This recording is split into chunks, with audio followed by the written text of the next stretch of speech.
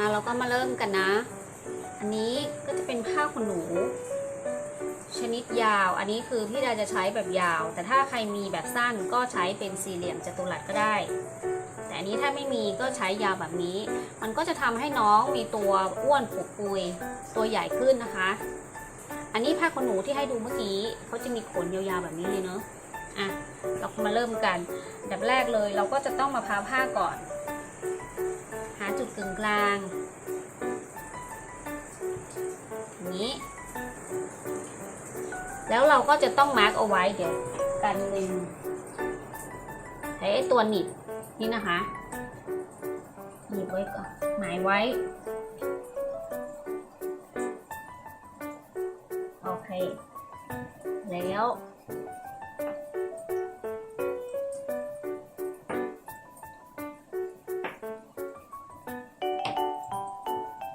เราจะพับผ้าให้มาอยู่ตรงกลางแล้วก็ให้เหลื่อมเข้ามานิดนึงนะเดี๋ยวเราจะให้เขาเหลื่อมกันนี่แล้วก็อีกด้านหนึ่งก็เหมือนกันเหลื่อมมาอย่างนี้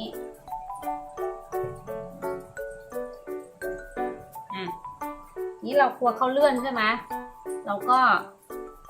ตัวเนี้ยหนีบ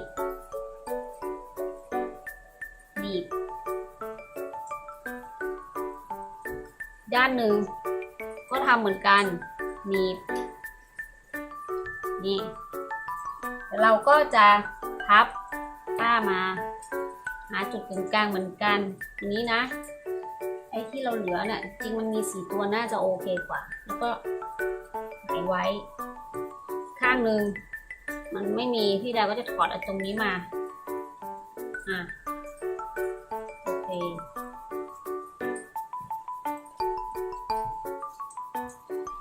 ทีนี้เราก็จะมาเริ่มม้วนเราจะต้องม้วนให้มาถึงตรงกลางตรงกลางตรงนี้นะเราก็ม้วนเอามือเรานิ้วเราจับตรงนี้ถ้าเราจับตรงนี้เดี๋ยวเขาจะเลื่อนก็จับตรงนี้ม้วนเข้าไปให้แน่นๆนะ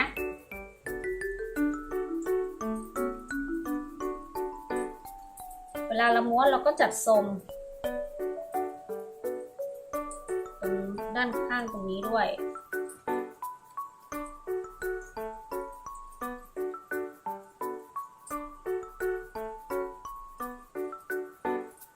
ม้วนเข้ามาหาตรงกลางอย่างนี้เสร็จแล้วถ้าเรากลัวว่าเขาจะหลุดเราก็ใช้ตัวหนีบเนี้ยหนีบเข้าไปหนีบเข้าไว้ด้านหนึ่งก็ทำเหมือนกันหนีบไว้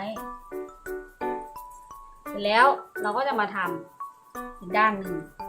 เหมือนกัน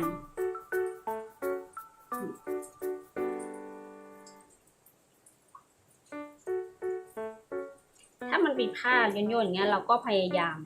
ให้เขาเข้าไปอยู่ข้างในจัดทรงไปด้วย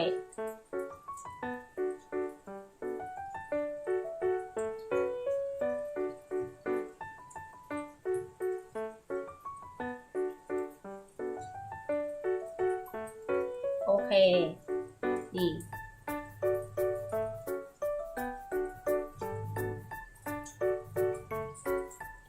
จะหนีบเขาก็ได้นะหนีบก่อนกันเขาหล่นโอเค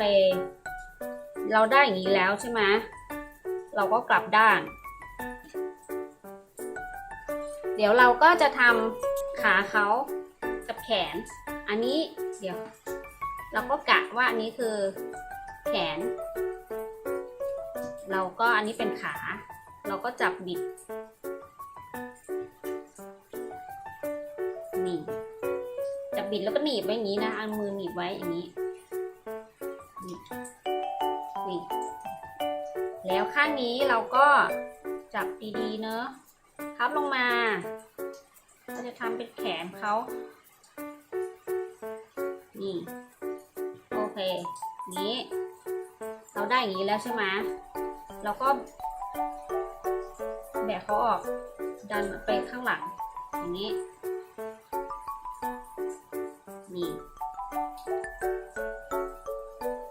มันก็จะได้อย่างนี้ขาข้างนี้เขาจะ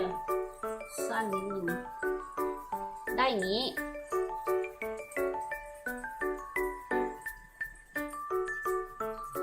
เค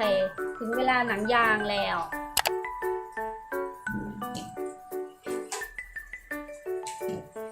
ได้อย่างนี้เราจะใช้หนังยางรัดผมหรือว่าหนังยางรัดถุงแกงก็ได้แต่ว่าถุงแกงก็ดีนะเขาทนนานดีไอ้เนี่ยไม่นานก็อาจจะหลุดได้แต่เขาจะสวยกว่านิดนึงเนี่ยนี้เนาะ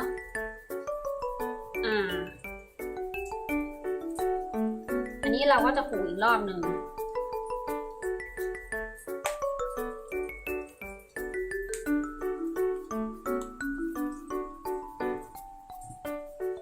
ข้างหลังนี่แล้วเราก็จะมาทำหูมัด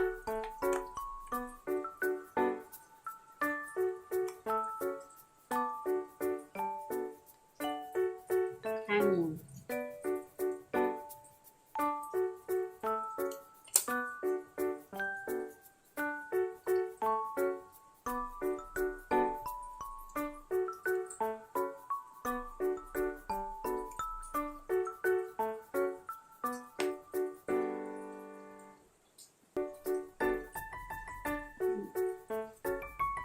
จัดหูเขาให้เท่ากันจัดทรง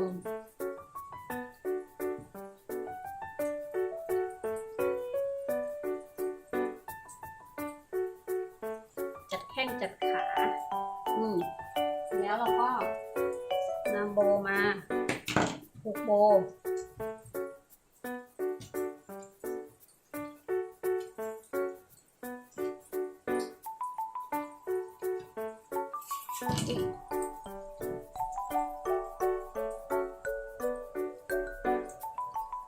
จะมี2 ด้านก็เอาด้านที่ใสๆขึ้นมา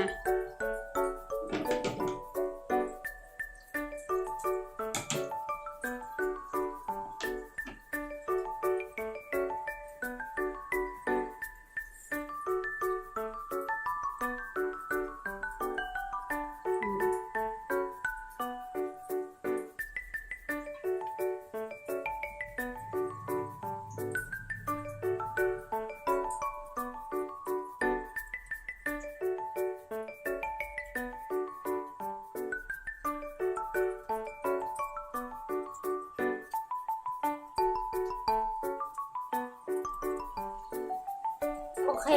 ก็จะได้น้องอย่างนี้แล้วเดี๋ยวเราไปทำอีกตัวหนึ่งอันนี้ใช้ผ้าสีขาวจะเอาด้านไหนมี2 ด้านอันนี้ด้านนี้ขนจะยาวกว่าอันนี้ขนจะสั้นแต่ด้านขนยาวนะก็ทำเหมือนเดิมหาจุดกึ่งกลาง